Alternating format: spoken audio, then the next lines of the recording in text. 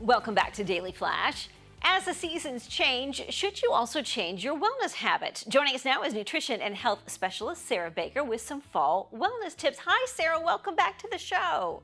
Thank you, Andrea. It's such a pleasure to be here. So you've got 4 interesting tips here for us to consider adding to our fall self-care routine. Let's start with the first one. You say it's time to detox. Yes. So, as the seasons change, and especially once the fall season gets here and it gets colder, we're not really moving as much as we were when we're outside in the summer. Also, depending where you're living, right? I'm from the Midwest. So, once September and October rolls around, the weather shifts real bad. So we're not moving as much, we're not sweating as much. Sometimes our metabolism can slightly slow down, our internal temperature can slightly slow down, and that can somewhat impact our body's ability to detox.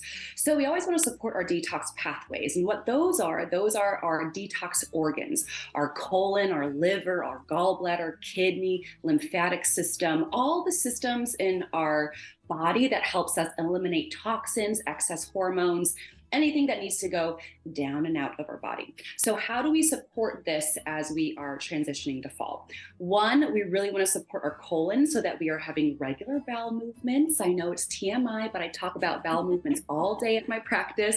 So eating things like higher fiber foods, this really helps support regularity. So more produce, seasonal, starchy veggies like pumpkin, squash, and then bonus points if you can take 1 ounce shot of aloe vera juice at night. Ooh. That can really help get things moving. You can kind of take it like a shooter, or you can mix it in either to like a smoothie or a tonic, and that is really beneficial. And then apple cider vinegar in the morning is another really great technique to help support the liver, because we really want to be supporting our liver and bile secretion during the fall months, just because the bile is what helps us break down those heavier comfort meals that we like chicken pot pies, all the sweets and treats now that Halloween is coming up. So bile from our liver is what helps break all that down.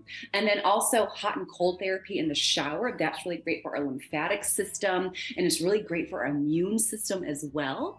And then there's also different sorts of like supplements and herbs that support our different detox pathways. So triphala, which is an Ayurvedic herb for colon support, Swedish bitters or milk thistle tea for the liver, all sorts of those bitter herbs is what really supports our fall detox pathways. Okay, let's talk about warm spices. This is second on your list. Taking advantage of all the wonderful warming spices really helps keep up our metabolism and that internal fire in our body.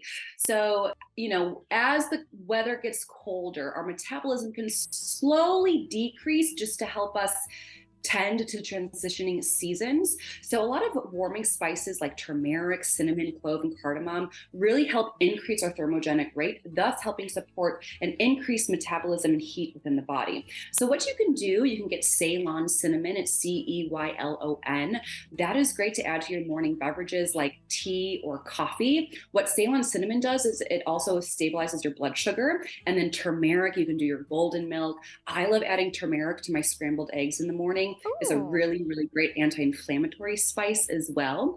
And then clove and cardamom, those are really great warming spices. Those can be incorporated into teas, but then also you can add them into your curries or your warming stews during this fall season as well. Okay, speaking of, you say soup for breakfast is another great way to shake things up for the fall. Yeah, it's so funny. Whenever I recommend soup for breakfast to my clients, they look at me side-eyed until they try it. So do not shake it until you try it. Soup for breakfast is awesome because what it does, it front loads your day with nutrients. So it helps your gut health journey. It stabilizes blood sugar levels so that you have energy throughout the day. And it really ensures that you are getting fiber, produce, and protein in your morning. So I always like to do very veggie forward soups like coconut-based tomato bisque soup Ooh. or veggie chicken soup. That way you're full throughout the morning, but you're really nourishing yourself with a nice warming and grounding meal. And bonus points, it still revs up that metabolism. And I love that you're getting your vegetables sort of first thing in the morning. Not to say you're getting Right. them out of the way, but you're making sure that you're getting some of them.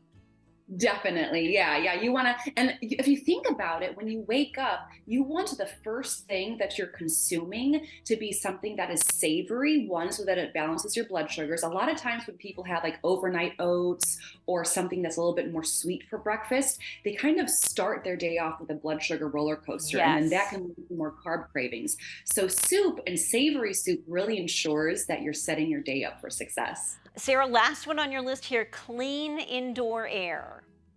Yes. So now a lot of us, especially in the Midwest and a lot of other states, we're closing our windows a little bit more than usual when the colder months roll through. So that means that we are breathing our indoor air and we're in our indoor environment more than normal. So we want to do a lot of things to make sure our environment is at a really great foundation to support our health. So one, making sure we have quality air, right? So getting really good high quality air purification systems, changing your filters in your furnace regularly at least once a month, and then also swapping out all your products for non-toxic cleaning products. I always like doing the old school way and just getting a big bottle of white vinegar, mixing it with equal parts water, and adding great essential oils there. That's a natural antimicrobial so that you can clean your kitchen, your bathroom with that concoction. Or there's a brand called Koala. That is my favorite non-toxic cleaning brand.